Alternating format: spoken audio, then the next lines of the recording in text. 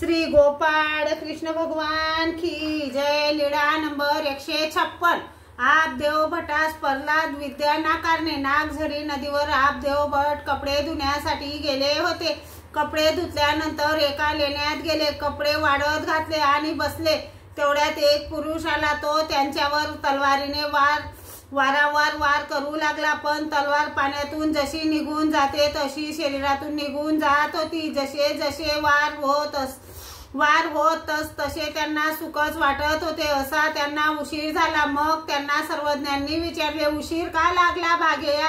त्यांनी सांगितले, जीजी मी एका लेण्यात गेलो होतो, तेथे कपडे धुवून वाळत घातले आणि मी बसलो।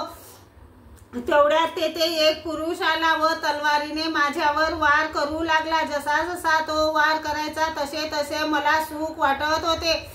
तर ते काय होते जी? सर्वज्ञांनी सांगितले, जी ती प्रल्हादाची विद्या होती। तर ती विद्या मला झाली का? सर्वज्ञांनी श्रीमुकुटानेच नाही म्हटले तरी अनुभवले ते कसे? सर्वज्ञांनी सांगितले, तुम्ही आमच्या जवळ राहता म्हणून तसे दिसले। श्री गोपाळ कृष्ण भगवान की जय।